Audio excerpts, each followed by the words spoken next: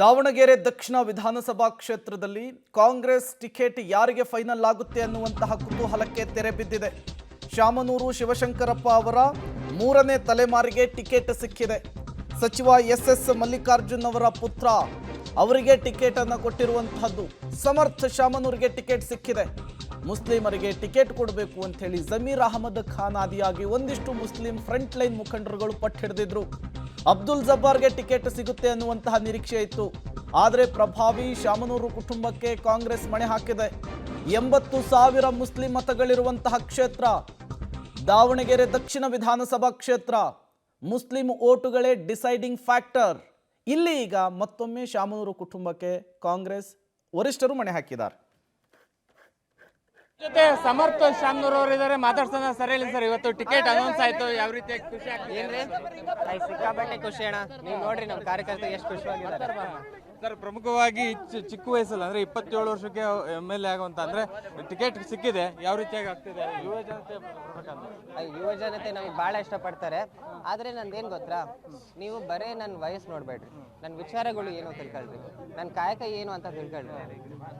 ನಾನು ವಯಸ್ಸಿನಲ್ಲಿ ಚಿಕ್ಕವನಿರ್ಬೋದು, ಆದ್ರೆ ವಿಚಾರಗಳನ್ನ ಚಿಕ್ಕವನಲ್ಲ. ಅಂದ್ರೆ ಅಭ್ಯರ್ಥಿ ಘೋಷಣೆಗೆ ಮುಂದೆನೆ ನೀವು ನಾಮಪತ್ರ ಸಲ್ಲಿಕೆ ಮಾಡಿದ್ರೆ ಕಾನ್ಫಿಡೆನ್ಸ್ ಇತ್ತ ಸರ್ ನಿಮ್ಗೆ ಈ ಬಾರಿ ಟಿಕೆಟ್ ಸಿಗುತ್ತೆ ಅನ್ನುವಂಥದ್ದು? ಇಲ್ರಿ, ಅಪ್ಪಾಜಿ ಹೇಳ್ದಂಗೇನು ಇದು ಯಾವಾಗ್ಲೂ ಚೂರು ಸಮಯ ನೋಡಿ ಕೊಟ್ಟಿರೋದು.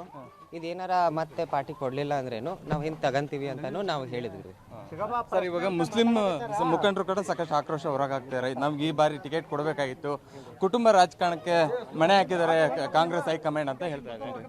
ಇಲ್ರಿ, ಅದು ನಾವು ಸಾಕಷ್ಟು ಮುಸ್ಲಿಂ ಅಧ್ಯಕ್ಷರ ಜೊತೆ ಮಾತಾಡಿದ್ವಿ. ಅವ್ರದ್ದು ಭಾಳ ಜನದ ಏನಿತ್ತು ಬೇಡಿಕೆ ಅಂದರೆ, ಇದು 2 ವರ್ಷ ಅಜ್ಜಾರ್ ಈಗಿನ ತೀರ್ಕೊಂಡ್ರೆ, ಶಾಮನೂರು ಶಿವಶಂಕರಪ್ಪ ಅವ್ರು ಈಗಿನ ತೀರ್ಕೊಂಡ್ರೆ. ಶಾಮನೂರು ಶಿವಶಂಕರಪ್ಪ ಕೊಟ್ಟಿರೋ ಕೊಟ್ಟಿಗೆ ದಾವಣಗೆರೆದು ಏನಂತ ಎಲ್ಲರಿಗೂ ಗೊತ್ತು. ಅದಕ್ಕೆ 2 ವರ್ಷ ಐತಿ. ಇದು ಒಂದು ಪರಂಪರೆ ಐತಿ, ಒಂದು ಪದ್ಧತಿ ಐತಿ. ಅವರು ಒಬ್ರು MLA ಈ ಕ್ಷೇತ್ರಕ್ಕೆ ಅಜ್ಜೋರ್ದು ಸಾಕಷ್ಟು ಒಂದು ಆಬ್ಸೆಂಟ್ ಇತ್ತು ಸರ್, ಅದನ್ನ ಫುಲ್ಫಿಲ್ ಮಾಡ್ತೀರಾ ಅನ್ನುವಂಥದ್ದು? ಹ್ಞೂ ರೀ, ಡೆಫಿನೆಟ್ಲಿ ಎಲ್ಲರಿಗೂ ಅದೇ ನಂಬಿಕೆ ಐತಿ ಸರ್. ಮುಂದೆ ಯಾವ ರೀತಿಯಾಗಿ ಮನವೊಲಿಸ್ತೀರಾ ಅವ್ರನ್ನ ಮುಸ್ಲಿಂ ಮುಖಂಡರನ್ನ ಅನ್ನುವಂಥದ್ದು ಸರ್?